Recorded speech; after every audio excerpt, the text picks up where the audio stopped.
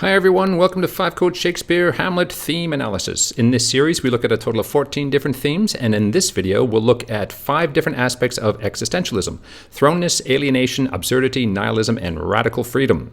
What I do in each video is first identify the important aspects of the theme and apply them to the play, and then we dig deeply into the text of each play and pull out several quotes that prove the connection. If you find these videos useful, please like and subscribe, and if you make a donation you get a complete set of the PDFs I use in this series. See the description for details. Hamlet, of course, is not technically an existential work. It was written a couple hundred years before existentialism was quote-unquote invented. Where it emerged from is the need to explain our place in the universe given the new scientific knowledge that we had been gaining since the Renaissance. So as science progressed, the need to explain the universe and our place in it without rational scientific evidence diminished. We used to rely on religions to explain who we are and our place in the universe. And it was very, very, very comforting. By the mid to late 1800s, Christianity had begun to lose its power to provide comfort, certainty, purpose, meaning, and moral guidance. There was a major, major crisis. And I think one of the most sensitive renderings of that crisis was in Dover Beach by Matthew Arnold in the mid to late 1800s. Listen to this. He says, "The sea of faith," that's religion, "was once too at the full, and it was like a girdle around earth, and it was very protective and comforting, lay like the folds of a bright girdle furled. But what's going on now I only hear its religion's melancholy long withdrawing roar, retreating. Religion is retreating to the breath of the night wind, down the vast edges drear and naked shingles of the world," the naked beaches of the world. Now look at those words. The vast edges drear and the naked beaches of the world. Do you see? The cosmos has been emptied of all of its comfort. And so where do we find meaning? Where do we find purpose and then comfort? Well, Matthew Arnold has an answer for it, and it's love, and that's Shakespeare's as well. Okay, so that was around the mid to late 1800s when that really started to kick off with Nietzsche's Death of God. But for hundreds and thousands of years before that, human beings still had been wrestling with these particular questions, the questions of our place in the universe. So existential angst, that anxiety that comes from the empty cosmos, existential angst and the questioning of our place in the universe is much, much older than Nietzsche's Death of God in the mid-1800s. Many of the thoughts, fears, anxieties central to existentialism had been explored in literature for thousands of years before that. Shakespeare, now, where does Shakespeare lie in all of this? Without explicitly denying the existence of God, he doesn't. He never really does. But Shakespeare does wrestle with many of the same doubts and themes, which has led some scholars to suggest that perhaps he was an atheist, because atheism was a thing back in those days, but it wasn't a very common thing. I don't think he was, but those doubts nag on everybody, even if you do have religions, a religion to provide comfort. Those questions are unavoidable at some point. Okay, so the first aspect of existentialism, thrownness. I think the foundation of existentialism rests on this notion of thrownness. It comes from Martin Heidegger's Being and Time, and it's a really cool concept, and it makes a lot of sense if you don't believe that you were made specifically by a God, by a personal God who understands you personally and created you for a reason. If you don't have that, then we're stuck with thrownness, meaning that we're just thrown into the universe and we're all kind of stunned by who we are and where we are. It's a neat concept, and it does apply to Hamlet in two respects anyway. Okay, so the feeling of being arbitrarily thrown into existence is essential to existentialism. I think it's the ground of existentialism in my view. An all-knowing divine creator did not make us for any special purpose, and we did not choose our circumstances, and choice is an important aspect of existentialism as well, which we'll talk about. So how do we understand our place in the world? Why are we here and not there? It doesn't make any sense. And that's another aspect of existentialism. Of course, absurdity. Nothing makes sense if we're just thrown into this universe randomly.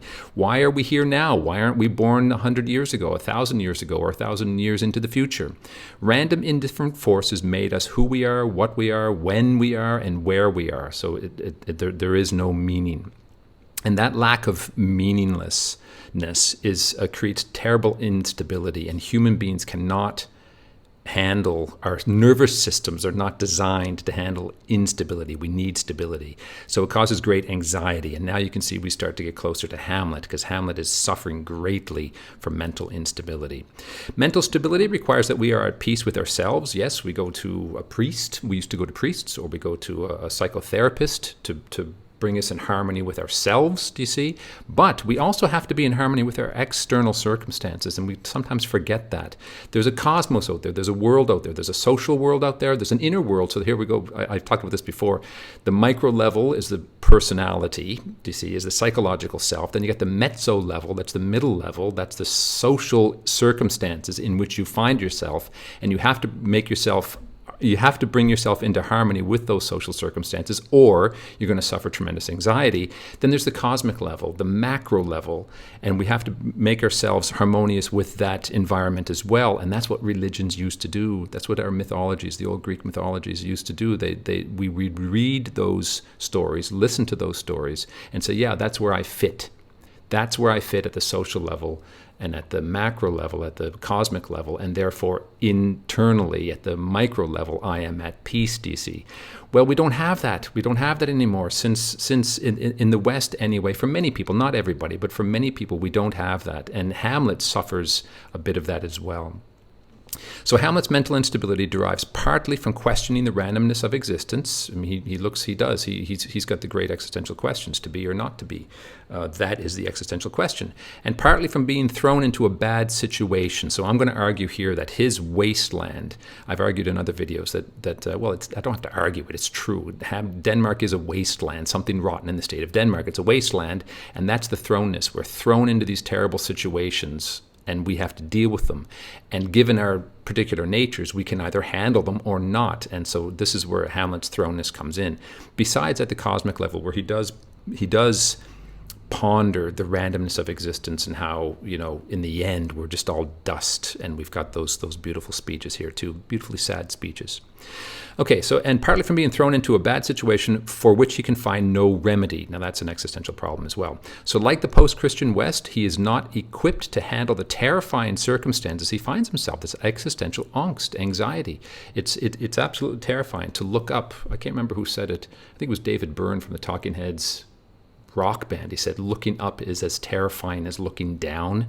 Do you see? And I thought that was a really cool quote.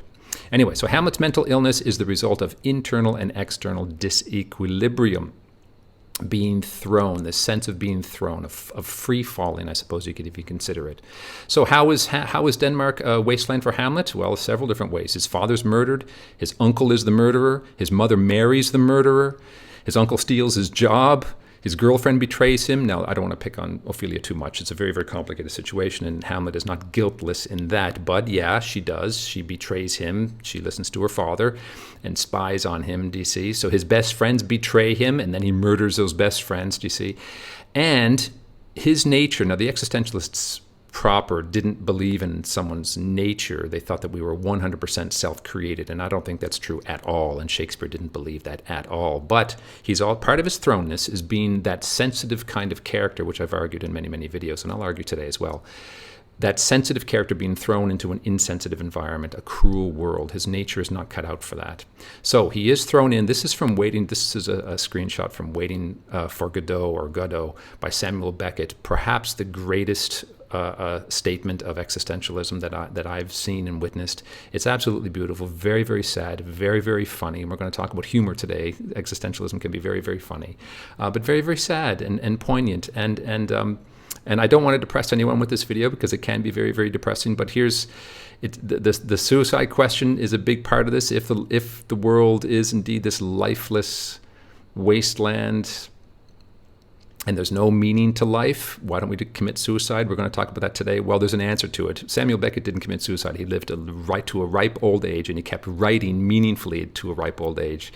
And neither did Shakespeare. He didn't commit suicide either. So there's no reason to commit suicide, but you got to figure out a way to live if you don't have your religion. So Hamlet's thrown into this wasteland, and he's not cut out for it. And here's the great statement of thrownness. I think it's a statement of thrownness. The time is out of joint. There's the wasteland. Oh, cursed spite that ever I was born to set it right. Why was I born into these circumstances? To figure out how to cure the wasteland. How do I find my place in this world? I'm not cut out for it, do you see? And that's his nature. The fact that he's not cut out for it is his nature. Other people could be thrown into this and say, yeah, I will find meaning. I do see meaning. And that's an existential statement in itself. Here he is again. He says in Act 4, Scene 4, how stand I then that have a father killed, a mother stained, excitements of my reason and my blood? I've got all these reasons to act in the world like a good Sartrean actor in the world, and yet I can't. I'm paralyzed.